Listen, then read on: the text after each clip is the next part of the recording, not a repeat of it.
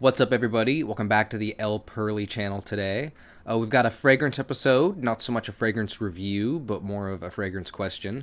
Question being Frutiger Aero and Cologne, and what is Frutiger Aero? So, in order to answer the first question, we got to answer the second question. So, getting into what Frutiger Aero is and how we can apply that concept to fragrance. Frutiger Aero is a term coined in 2017 by the Consumer Aesthetics Research Institute, an online community dedicated to preserving and catalog ephemera, which is a Greek word that essentially translates to discarded items like train stubs or receipts. In this context, it's mostly applying to advertisements and other similarly discarded media that wasn't really meant to be kept, something like a pulp fiction novel.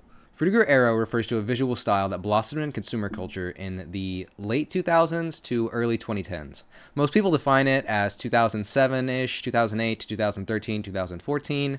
Most people think of Windows Vista and Windows 7. That's the first thing that comes to mind whenever they think of Frutiger Aero.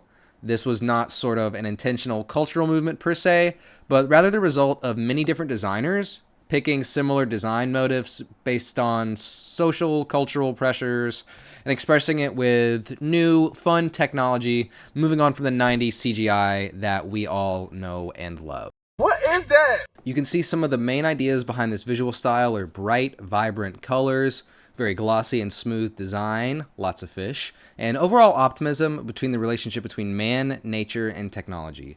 Notably, there was a lot of clear plastic in this era as well, as was the style at the time. Aquatic environments, usually with colorful fish, lots of fish, are often used next to sleek-looking technology and lush greens to produce an intelligent and serene atmosphere. Very often, blues, whites, and greens make up a majority of the color palette. Unrealistic blues sort of implying a future where pollution does not even dare disturb our water. The green is used to illustrate, again, lush plants and grass. Often literal globes will be present in artwork from this era to symbolize sort of the whole world, like the unity as a world, you know, the earth coming together, and also as sort of a metaphor for the World Wide Web. The UI from this era, it's often really bright white. Like I said, it's got a lot of those whites in there. Almost makes you feel like it's just too clean. Unobtainable cleanliness, as if we're from a future where every speck of dust is gobbled up like our robot servants. I mean, the Windows 7, Windows Vista UI makes me feel like I'm in the cloning facility at Camino. I think that's a good way to describe it. Unfortunately, the future promised to us by these images never came to be. It does not exist. Climate optimism eventually faded and was replaced with abject horror and feelings of helplessness. By most estimates, the clean and glossy design philosophy had been replaced with flat design, a much simpler and easy-to-make aesthetic. But that's where the idea of Frutiger Aero begins to coalesce. It's a mix of using that term to refer to sort of the genuine visual design philosophy of that era, which has fallen to the wayside, but it can also kind of refer to a nostalgic period of time that a lot of us want to go back to, if not experience for the first time. So essentially, Frutiger Aero is people's nostalgia for the era of Windows Vista, Little Big Planet, MySpace, South Park on the CRTV, and playing Flash games during math class. Go to TeenTitans.com to check out the new game, Teen Titans Battle Blitz. But that leads us to our next question. How do we transfer these qualities to a fragrance? An idealized future that was promised but never delivered certainly cannot be boiled down to a few notes, but other things can, and that's where we'll start. So, honorable mention here to Palm Olive Ocean or Aquarium hand soap. Basically the ones with the clear bottle and the fish on it. Those basically get an auto win. Let's be real here. We're not going to count those. They auto win or bare minimum honorable mention for this. Moving on, though, I think of Frutiger Aero as very nostalgia-driven. So we have to think of what people were experiencing during their childhood and adolescence. So it looks like so far for Frutiger Aero fragrances, we have aquatic, for sure. Green, I think. Uplifting, if possible. And nostalgic, definitely. The last one can be kind of difficult to pin down. I'm sure we've all had different life experiences. Some may have nostalgic experiences with the smell of chlorine or old book smell. Me personally, like the new car smell or that similar sort of plastic, almost like rubber type smell that you have in some colognes makes me feel like I'm an 8-year-old who just opened up a brand new PS2 game. So for me, the first thing I think of when I think of green-blue fragrances is JPEG Le Beau Paradise Garden, which I don't really think suits our Frutiger Aero bill. I'm personally not a big fan of it, even outside of this context, but I do think it's a bit too salty and green to be called uplifting, and nothing in the fragrance really calls to mind nostalgic memories or inspiring futures.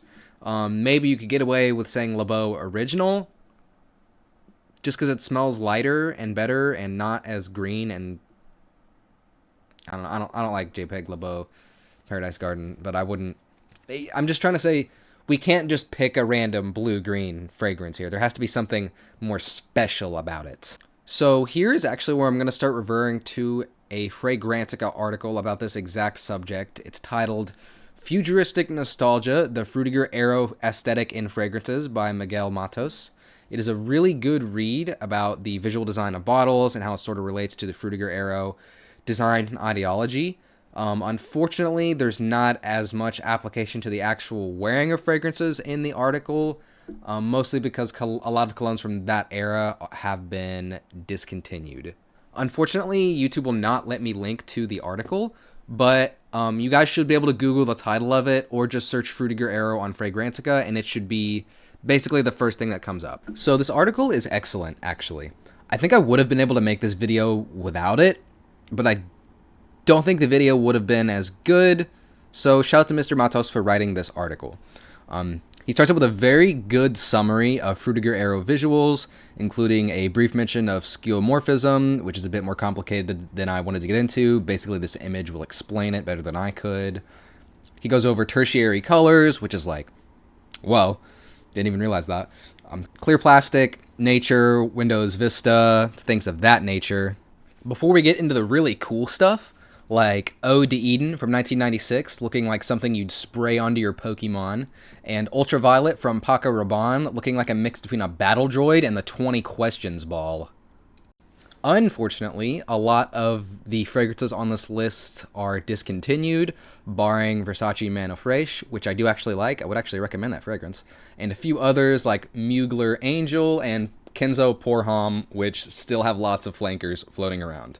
They included this image, which, oh yeah, that's the stuff, baby. That's the stuff. This is all men need to be happy, honestly. Get me this, my dog, and a cologne barrel that is the size of my chest, and I will live on 90s CGI Island forever. While we are on the topic of Kenzo, though, this article does bring up Kenzo Air and its bottle, aka the Cube.